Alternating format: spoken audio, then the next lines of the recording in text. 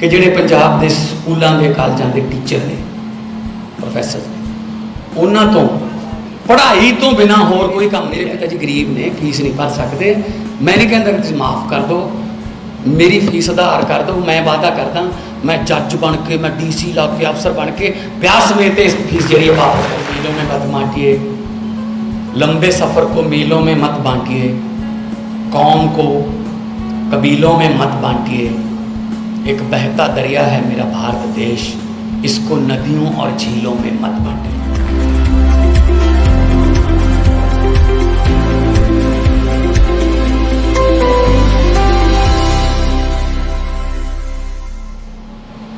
मेरे वालों सब तो पहला सारे जी आया तुहाडा चलिया होया एक एक कदम साडे सिर मत्थे। ये विद्या का मंदिर है, इत्थे आपां सिर्फ वो गल्लां करांगे जिहड़ियां पॉजिटिव होण। ये स्टेज ते ये हाल जिहड़ा है ये मेरे लिए ना तो नवां है ना बेगाना है। मैं बहुत बार इस श्री गुरु तेग बहादुर हाल दे विचों गोल्ड मैडल जित के लेके गया सुनाम कॉलेज लिए। बहुत बार इत्थे परफॉर्मेंस की। फिर जो आर्टिस्ट बन गए तो बतौर आर्टिस्ट भी इत्थे आके परफॉर्म करते रहे। जदों मैं उदों +1 पढ़ता सी तो मैं दोस्तां मित्रां नाल आ जांदा सी। इस हाल दे विच मैं किसी को परफॉर्म करता देखता सी तो एक पंजाबी का लफ्ज़ है कि मेरे लूरियां उठदियां सी, मैं क्यों नहीं जाता इत्थे। तो जुनून सीगा एक जुनून तो बिना कोई भी मंजिल जिहड़ी है सर नहीं की जा सकती। सो बहुत बार इत्थे मैं हार के भी गया, नहीं आया मेरा नंबर, कोई गल नहीं। अप्स एंड डाउन्स इस जिंदगी का हिस्सा ने। Ups and downs are part of life. Even a straight line of ECG is called dead. जिन्ना चिर ऐ करती है उन्ना चिर बंदे दे दिल चल रहा है। जदों सीधी हो जाती है वो लकीर डॉक्टर कह लै लो भाई। सो अप्स एंड डाउन जिहड़े ने तुहाडी जिंदगी बहुत सारे आउणगे, घबराउणा नहीं होता। अजकल मैनूं दुख हुंदा है, पता लगता है जदों कि 98.5% नंबर आए ने, वो नाल दे स्टूडेंट नूं 98.6 आ गए, सुइसाइड तक भी चले गए।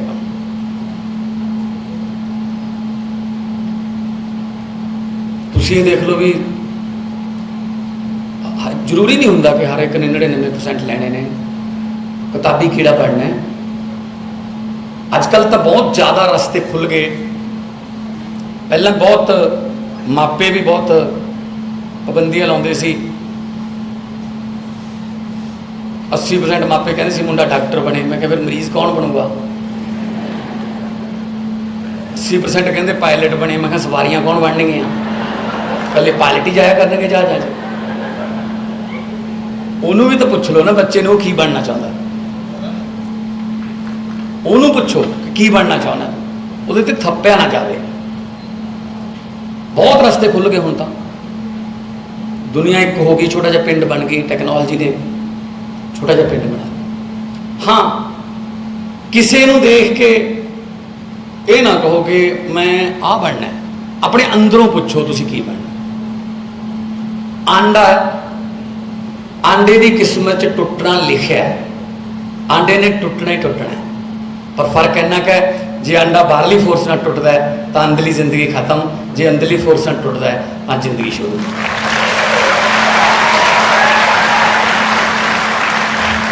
अपने आप फुटो अंदरों, बाहरलियां फोर्सां ते ना जाओ कि मैनूं आ बना दो, मैं आया ये वर्गा बनूंगा, ये वर्गा बनूंगा। अपने वर्गा बनो। परमात्मा ने हर एक बंदे नूं कोई ना कोई गुण दिता है, पछाणन की लोड़ है। आलोचना झलनी सीखो। दुनिया में सबसे बड़ा रोग कि मेरे बारे में क्या कहेंगे लोग। जिहड़े आपां कपड़े पाउने आपदे वास्ते थोड़ी पाउने।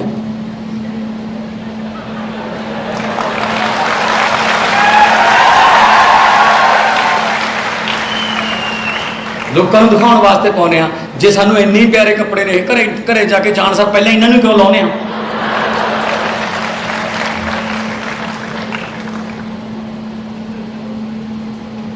सो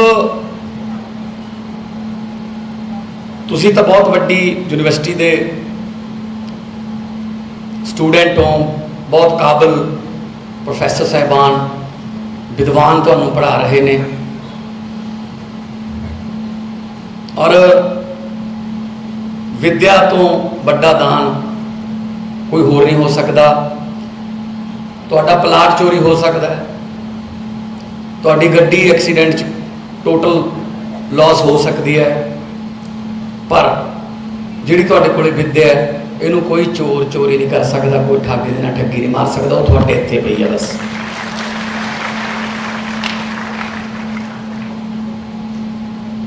क्योंकि जिस तरह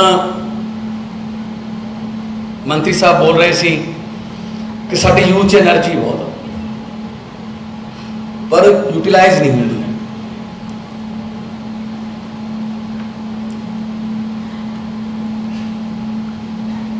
जिहड़े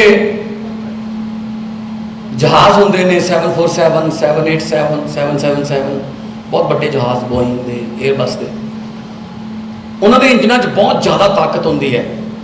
लगभग 400 तो उपर सवारियां, उन्हों का समान, अपना खुद का वजन, लगभग 1.25 लाख लीटर तो वध तेल लैके वो उड़ जाते हैं, इन्नी ताकत होंदी है। पर एक बहुत इंटरस्टिंग गल दसदा तुहानूं मैं कि जदों वो जहाज़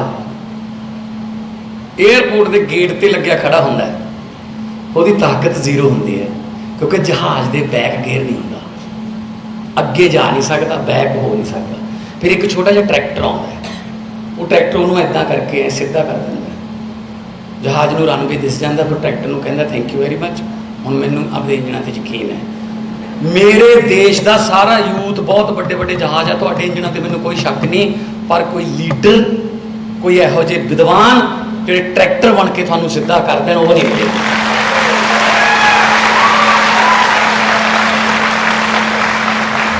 अपने आप कोई सीधे हो गए, विंगे टेढ़े जे हो के तो हो गए, नहीं तो बस सानूं इधरों तो कुछ मिलिया नहीं। तराशदी देखो, असीं आईलैट्स नूं डिग्री समझी बैठे हैं। एक इंग्लिश का छोटा जिहा टेस्ट है, हर तीजी बिल्डिंग पर लिखा है न्यूजीलैंड जाने लिए मिलो, आस्ट्रेलिया वाले आ जाओ इधर नूं, कनेडा, किसी ने कहा कि पंजाब च रहन लिए मिलो, वो मैं कहना कि पंजाब च रहन लिए।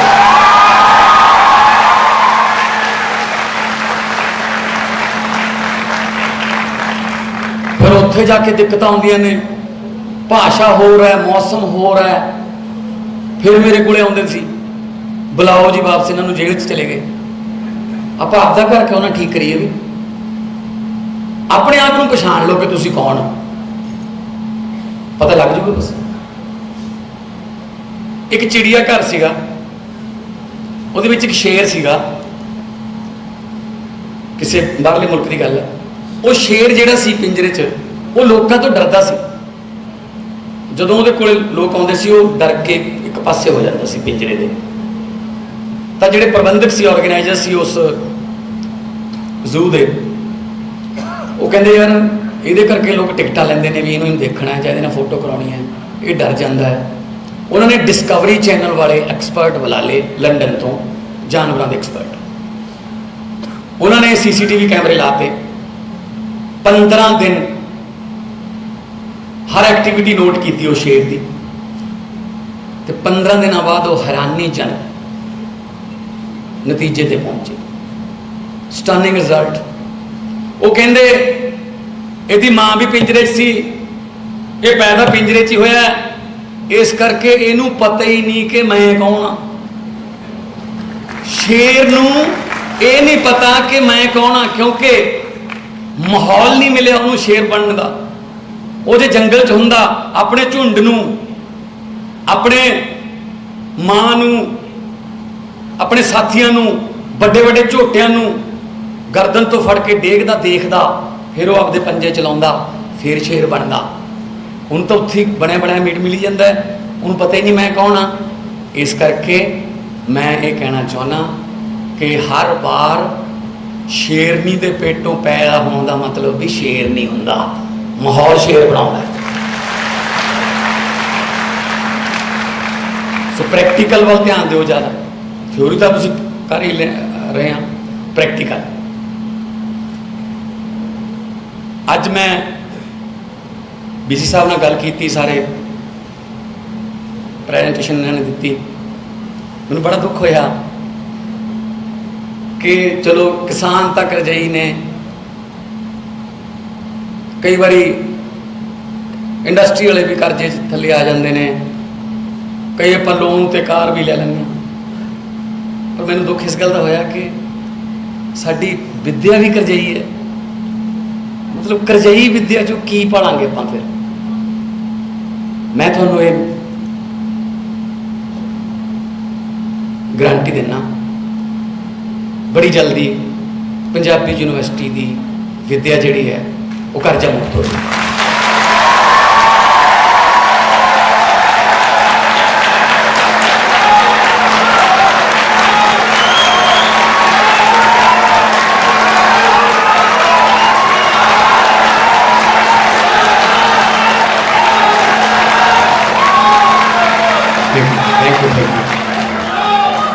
ਕਿਸੇ ਨੂੰ ਪੈਸੇ ਕਰਕੇ, ਪੈਸੇ ਦੀ ਘਾਟ ਕਰਕੇ ਉਚੇਰੀ ਸਿੱਖਿਆ ਤੋਂ ਵਾਂਝਾ ਨਹੀਂ ਰਹਿਣਾ ਪਊਗਾ।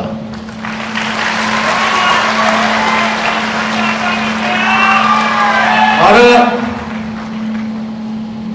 ਆਪਾਂ ਸਿਰਫ ਪਹਿਲਾਂ ਸਕੂਲ ਦੀਆਂ ਕੰਧਾਂ ਤੇ ਲਿਖੇ ਦੇਖਦੇ ਸੀ, ਵਿੱਦਿਆ ਮਨੁੱਖ ਦਾ ਤੀਜਾ ਨੇਤਰ ਹੈ, ਸੇਵਾ ਲਈ ਆਓ ਸਿੱਖਣ ਲਈ ਆਓ, ਸੇਵਾ ਲਈ ਜਾਓ।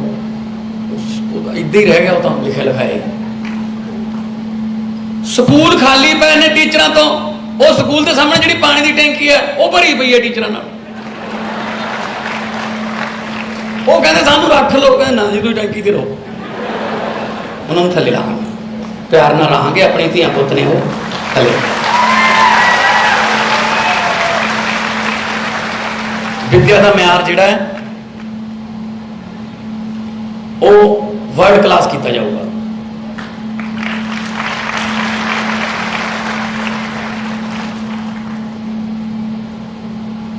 ਮੈਂ ਜਦੋਂ 7ਵੀਂ ਕਲਾਸ 'ਚ ਪੜ੍ਹਦਾ ਸੀ, ਮੇਰੇ ਡੈਡੀ ਸਾਇੰਸ ਮਾਸਟਰ ਸੀ। ਉਸੇ ਸਕੂਲ ਦੇ ਵਿੱਚ ਮੈਂ ਜਾਂਦਾ ਸੀ। ਤੋਲਾਵਾਲ ਪਿੰਡ ਹੈ ਮੇਰੇ ਪਿੰਡ ਤੋਂ 3 ਕਿਲੋਮੀਟਰ। ਸਾਈਕਲ 'ਤੇ ਜਾਂਦੇ ਸੀ, ਨਾਲ ਹੀ ਉਹਨਾਂ ਦੇ ਮੈਂ ਵਾਪਸ ਆ ਜਾਂਦਾ ਸੀ। ਤਾਂ ਸਾਡੇ ਪੰਜਾਬੀ ਦੀ ਟੀਚਰ ਨੇ ਇੱਕ ਹਾਊਸ ਟੈਸਟ ਚੱਲਿਆ, ਫੀਸ ਮਾਫੀ ਦੀ ਅਰਜੀ ਲਿਖੋ। ਫੀਸ ਮਾਫੀ ਦੀ ਅਰਜੀ ਕੀ ਹੁੰਦੀ ਹੈ? ਸੇਵਾ ਵਿਖੇ ਸ਼੍ਰੀਮਾਨ ਮੁੱਖ ਅਧਿਆਪਕ ਸਰਕਾਰੀ ਮਿਡਲ ਸਕੂਲ ਫਲਾਨਾ, ਸ਼੍ਰੀਮਾਨ ਜੀ ਮੇਰਾ ਨਾਮ ਆ ਹੈ, ਮੈਂ ਪੜ੍ਹਾਈ ਵਿੱਚ ਬਹੁਤ ਹੁਸ਼ਿਆਰ ਹਾਂ। 6ਵੀਂ ਕਲਾਸ 'ਚੋਂ ਮੈਂ ਫਸਟ ਆਇਆ ਸੀ, 7ਵੀਂ 'ਚੋਂ ਮੈਂ ਫਸਟ ਆਊਂਗਾ। ਪਰ ਸਾਡੇ ਘਰ ਦੇ ਆਰਥਿਕ ਹਾਲਤ ਬਹੁਤ ਖਰਾਬ ਹੈ। ਮੇਰੇ ਪਿਤਾ ਜੀ ਇੱਕ ਚਪੜਾਸੀ ਹਨ, ਅਸੀਂ 3 ਭੈਣ ਭਾਈ ਹਾਂ, ਅਤੇ ਉਹ ਸਕੂਲ ਦੀ ਫੀਸ ਨਹੀਂ ਦੇ ਤੋਂ ਉਹ ਸਕੂਲ ਦੀ ਫੀਸ ਦੇਣ ਤੋਂ ਅਸਮਰਥ ਹਨ। ਕਿਰਪਾ ਕਰਕੇ ਮੇਰੀ ਪੂਰੀ ਦੀ ਪੂਰੀ ਫੀਸ ਮਾਫ ਕੀਤੀ ਆਪ ਜੀ ਦਾ ਆਗਿਆਕਾਰ ਰੋਲ ਨੰਬਰ ਨਾਲ। ਇੱਦਾਂ ਹੁੰਦਾ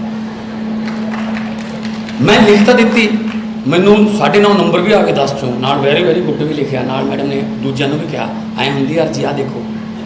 ਪਰ ਮੈਨੂੰ ਕੋਈ ਬਹੁਤੀ ਖੁਸ਼ੀ ਨਹੀਂ ਹੋ ਰਹੀ ਸੀ। ਮੈਂ ਕਿਹਾ ਜੀ ਡੈਡੀ ਜੀ ਨੂੰ ਪੁੱਛੂੰਗਾ ਜਾਂਦੇ ਹੋਏ। ਤੇ ਸਾਈਕਲ 'ਤੇ ਜਾ ਰਹੇ ਸੀ, ਮੈਂ ਕਿਹਾ ਜੀ ਰੁਕਿਓ 1 ਮਿੰਟ। ਮੈਂ ਕਿਹਾ ਜੀ ਤੁਸੀਂ ਸਾਨੂੰ ਕਿਉਂ ਪੜ੍ਹਾਉਂਦੇ ਹੋ? ਕਹਿੰਦੇ ਤਾਂ ਕਿ ਤੁਹਾਨੂੰ ਅਕਲ ਆਵੇ, ਦੁਨੀਆ ਦੀ ਸਮਝ ਆਵੇ, ਹੈ ਨਾ, ਸੱਚ ਤੇ ਝੂਠ ਦਾ ਤੁਹਾਨੂੰ ਫਰਕ ਪਤਾ ਲੱਗੇ। ਮੈਂ ਕਿਹਾ ਜੇ ਮੈਂ ਕਹਾਂ ਕਿ ਤੁਸੀਂ ਸਾਨੂੰ ਝੂਠ ਪੜ੍ਹਾ ਰਹੇ ਹੋ, ਕਹਿੰਦੇ ਕੀ? ਮੈਂ ਉਹ ਕਾਪੀ ਕੱਢੀ, ਮੈਂ ਡੈਡੀ ਦੇ ਮੂਹਰੇ ਰੱਖਤੀ, ਆ ਪੜ੍ਹੋ ਜੀ। ਮੈਨੂੰ ਕਹਿੰਦੇ ਬਹੁਤ ਵਧੀਆ, ਨਾਲ ਤਾਂ ਨੰਬਰ ਬਹੁਤ ਵਧੀਆ ਆਏ ਨੇ, ਅਤੇ ਨਾਲੇ ਵੈਰੀ ਗੁੱਡ। ਮੈਂ ਕਿਹਾ ਸਰ ਪਹਿਲੀ ਗੱਲ ਤਾਂ ਇਹ ਅਰਜੀ ਮੈਂ ਤੁਹਾਨੂੰ ਲਿਖ ਰਿਹਾ, ਐਡਮਿਟ ਤਾਂ ਤੁਸੀਂ ਹੋ, ਅਤੇ ਵਿੱਚ ਮੈਂ ਕਹੀ ਜਾਂਦਾ ਚਪੜਾਸੀ ਹੈ, ਇਹ ਝੂਠ ਹੈ ਜੀ। ਅਤੇ ਨੰਬਰ 2 'ਤੇ ਤੁਸੀਂ ਕਹਿੰਦੇ 3 ਭੈਣ ਭਾਈ ਆ। ਮੈਂ ਕਿਹਾ ਮੇਰੀ ਛੋਟੀ ਭੈਣ ਹੈ ਇੱਕ, ਤੀਜਾ ਕਿੱਥੇ, ਕਿਹੜਾ ਭੈਣ ਭਾਈ ਹੈ? ਅਤੇ ਮੇਰੇ ਡੈਡੀ ਜੀ ਨੇ ਕਿਹਾ, ਕਹਿੰਦੇ ਪੁੱਤ ਜਿੰਨਾ ਚਿਰ ਗਰੀਬੀ ਨਹੀਂ ਦਰਸਾਈ ਜਾਊਗੀ ਉਹਨਾਂ ਚਿਰ ਫੀਸ ਮਾਫ ਨਹੀਂ ਹੁੰਦੀ। मेरे मूँहों निकल गया नहीं सोते सुभाव।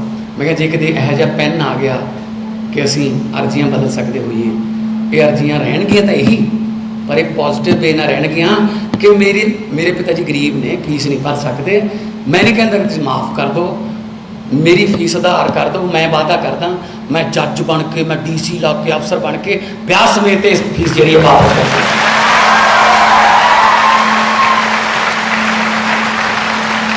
सानू पहली माफिया मंगना सिखा देते हैं, जुर्माना माफी, फीस बड़े होकर कही जाते जी आह कर्ज माफी, बिजली माफी, सब माफी मंगना सिखाती। ये नहीं होगा क्योंकि उस वे जो दिमाग है वह कोरे कागज वर्गा होंगे, जो मर्जी लिख लो उत्ते लिखा जाता जी फीस माफ़ करानी होंगी है जी। सो किसी को असी बदलाखोरी च तंग नहीं करना है। खुद एक मैं टीचर का बेटा, एक होर फैसला असी करिया, दिल्ली दे विच भी यह फैसला लागू है कि जिहड़े पंजाब के स्कूलों के कॉलेजों के टीचर ने, प्रोफैसर ने, उन्हां तो पढ़ाई तो बिना होर कोई काम नहीं लिया जाऊगा।